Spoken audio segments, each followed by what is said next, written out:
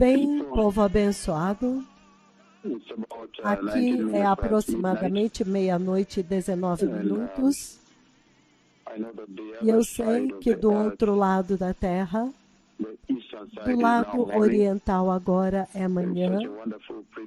Então, é um privilégio tão maravilhoso vir até vocês. Vocês que estão acordados no outro hemisfério, nós estamos tendo uma conversa, povo abençoado.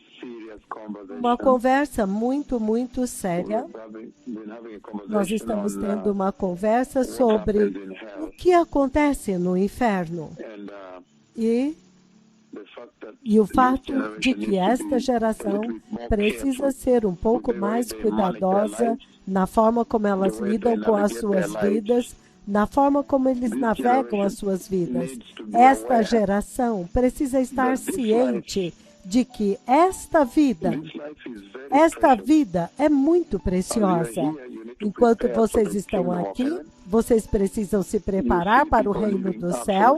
Vocês veem as pessoas vivendo absolutamente, negligentemente, sem nenhum cuidado, muito, muito negligente. Eles não têm conceito. Eles não têm nenhum conceito de inferno. O que vai acontecer? Eles estão vivendo como se, é isso, é somente isso, a vida na Terra é só isso. Então, se você perguntar para eles, você crê que há juízo depois desta vida? Você crê que Deus vai julgar depois desta vida? A maior parte deles provavelmente vai dizer, não, Deus é bom. Eu não vejo por que Deus deveria julgar as pessoas. Eles talvez até podem te dizer, eu pago meus impostos, eu ajudo pessoas pobres na África, estas coisas, eu apoio as viúvas. E se você perguntar mais para eles, você crê que há inferno? Eles talvez te digam, sim, eu creio que há inferno. Então, que grande número de pessoas creem que há inferno. Mas o conceito de inferno deles é que o inferno seria um lugar para assassinos, terroristas, pessoas que mataram outras pessoas. Este tipo de conceito, é isto que eles têm em mente. Se você entrar na igreja, você também entra na igreja e você pergunta, vocês creem que há inferno? Eles dizem, sim, na verdade nós cremos. Então, se você pergunta para eles, quem vocês acham que são as pessoas que irão para o eterno juízo no inferno? Talvez eles te deem a mesma resposta. Terroristas, assassinos, pessoas que matam outras pessoas, que esfaqueiam pessoas.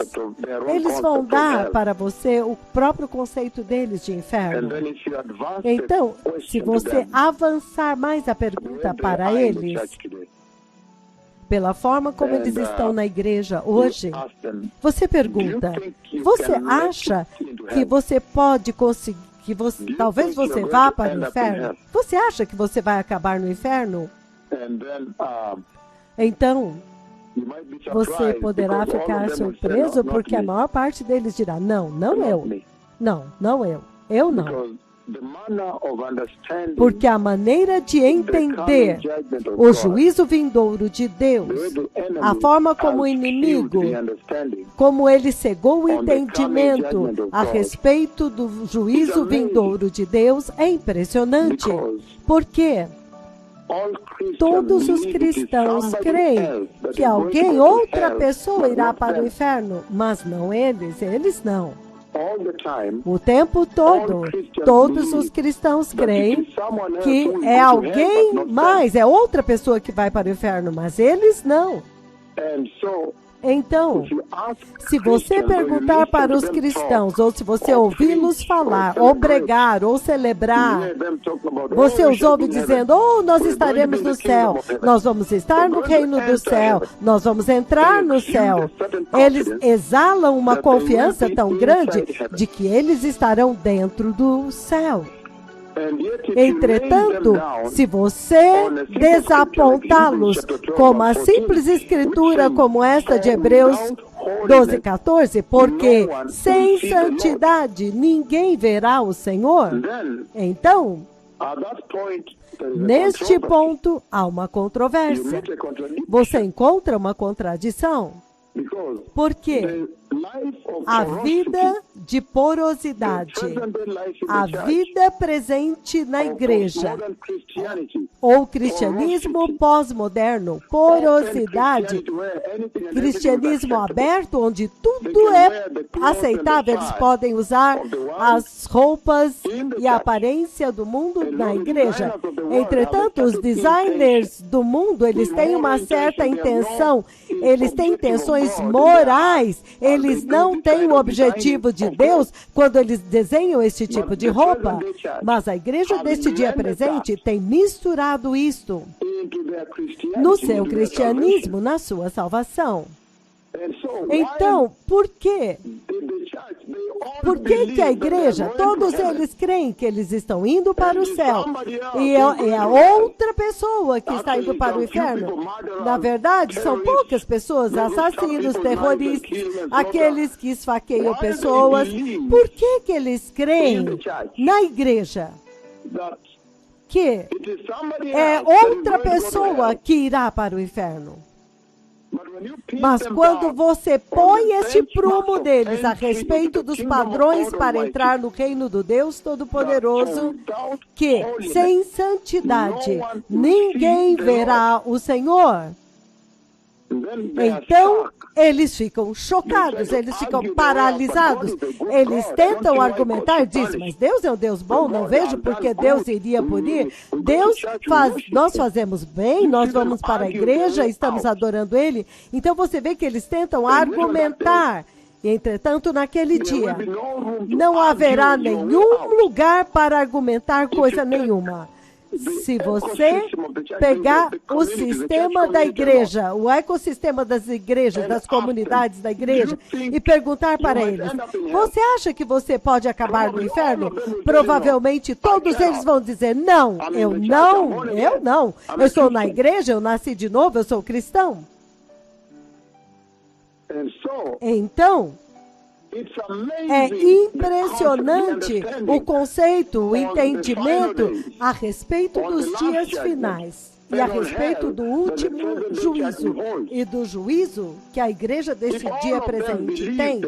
Se todos eles creem que eles estão indo para o céu, e quanto aos padrões de Deus, e quanto à lei de Deus, a lei da justiça, e quanto ao pecado, a lei do pecado e do juízo? Porque o pecado é aceitável. É como se o céu fosse compreendê-los. Eles estão falando como se quando a graça de Cristo veio, então o Senhor deixou de ser santo. Então a maioria na igreja hoje crê que está indo para o céu. Entretanto, a Bíblia, a palavra de Deus é muito clara aqui. A Bíblia, no livro de Mateus, capítulo 7, versículos 13 e 14, ele diz, entrem pela porta estreita, pois larga é a porta e amplo é o caminho que leva à destruição, e são muitos os que entram por ela. Então ele diz, mas estreita é a porta e apertado é o caminho que leva à vida, e apenas alguns poucos o encontram. O Senhor diz algo diferente do que eles dizem. Eles creem que todos eles no corpo de Cristo, não importa a situação pecaminosa deles, eles vão entrar no céu. Entretanto, o Senhor Deus, Ele mesmo diz aqui, que a maioria da igreja está andando no caminho largo que está conduzindo para o fogo do inferno, o lago de fogo e enxofre. Porque Ele diz, porque apenas alguns poucos entrarão no reino do céu. Então, o entendimento deles de inferno é totalmente diferente do entendimento do Senhor. O Senhor está dizendo que apenas alguns poucos vão entrar no céu, e eles estão dizendo que a maioria deles entrarão no céu. É impressionante. O Senhor deixou muito claro aqui que o caminho estreito, que estreita é a porta, e apertado é o caminho que conduz à vida, e apenas alguns poucos são achados lá. E quando você olha a igreja hoje, esta é a situação exata. Eles estão brincando hoje na igreja do Senhor deste dia presente. Onde a maioria prefere o evangelho horizontal. Eles preferem viver uma vida aberta, onde tudo e qualquer coisa é aceitável, comprometendo-se com o pecado, enquanto que o Senhor está dizendo aqui que o caminho que conduz para o céu é um caminho estreito, e apenas poucos são achados lá. Então, se você perguntar para eles, por favor, então você pode andar em santidade, você poderia se separar da decadência moral deste mundo? Eles dizem, não, porque eu deveria? Eles não têm ímpeto, eles não têm entendimento das consequências. E eles correm como um cavalo indo para a batalha com pecado, apostasia e porosidade na sua salvação. Entretanto, o Senhor diz aqui o contrário, que apenas alguns poucos entrarão no reino de Deus. Mas para eles creem que todos na igreja vão entrar no céu, porque eles dizem, nós vamos nos encontrar no céu. Eles fazem frases e referências. Eles se referem ao tempo quando eles estarão juntos no céu, sem dar nenhuma consideração aos requisitos de Deus. Se você abrir no livro de Mateus 22, Mateus capítulo 22, ele diz o seguinte, versículo 14. Se você ler o 13 e o 14, ele diz, então o rei disse aos que o serviam, amarrem-lhe as mãos e os pés, e lancem-no para fora, nas trevas. Ali haverá choro e ranger de dentes. O Senhor está falando a respeito da igreja que não estará preparado, alguém que não estará pronto, aqueles que não vão estar vestindo as vestes de justiça, aqueles que não serão santos no tempo de entrar na glória. O reino de Deus. Entretanto, no versículo 14, ele diz, pois muitos são chamados, convidados, mas poucos são escolhidos. Novamente, o Senhor vem contra a noção comum nesta geração, que quando se trata de entrar no reino de Deus, apenas alguns poucos entrarão, que muitos são convidados, mas apenas alguns pouquíssimos entrarão.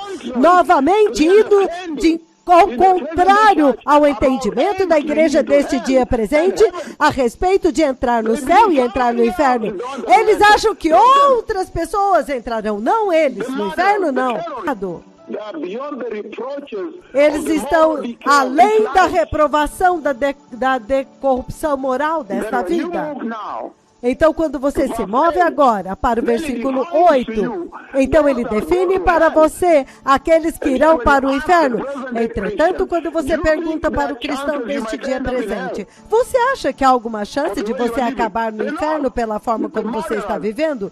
Ele diz, não. Ele diz, os assassinos, os terroristas, aqueles que matam as pessoas são os que vão para o inferno. Eles se excluem, eles são muito rápidos em se excluir da população que está indo para o inferno.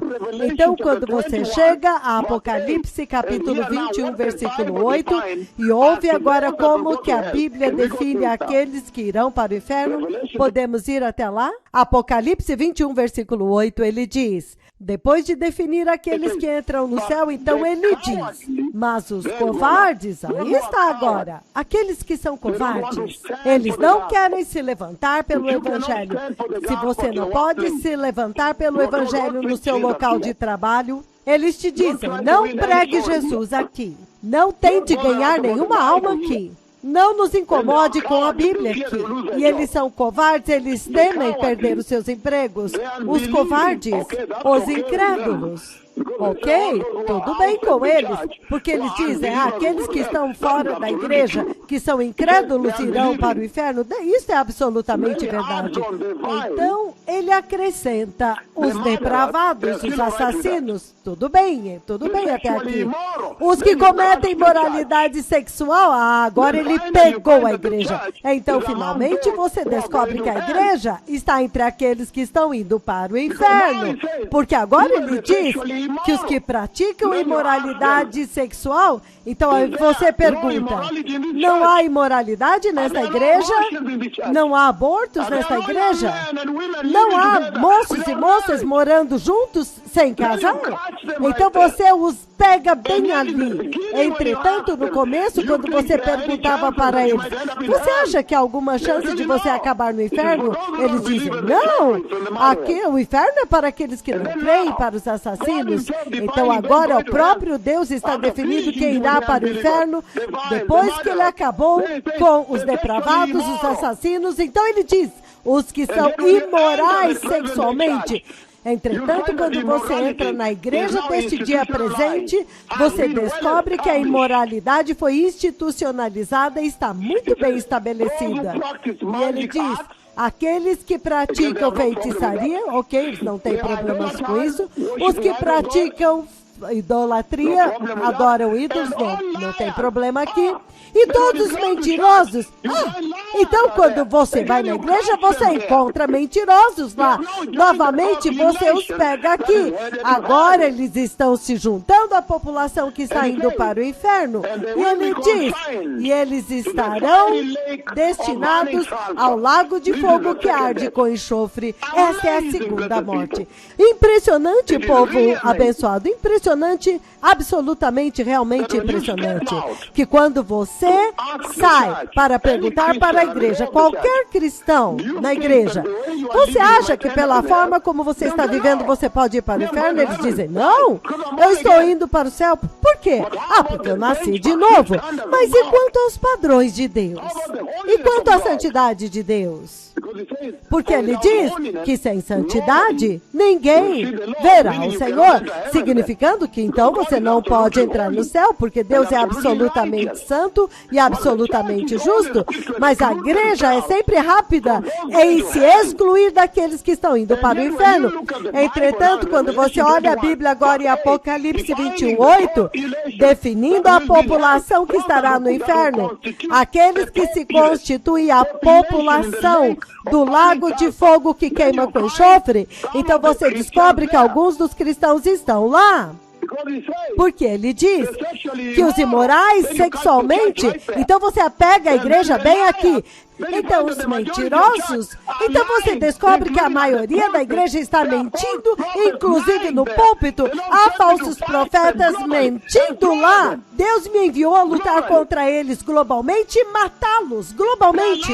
Eles são mentirosos e os cristãos hoje creem, pastores, eles preferem pastores que vêm e mintam para eles a respeito da prosperidade, a respeito das coisas do mundo, a respeito de como Deus te ama.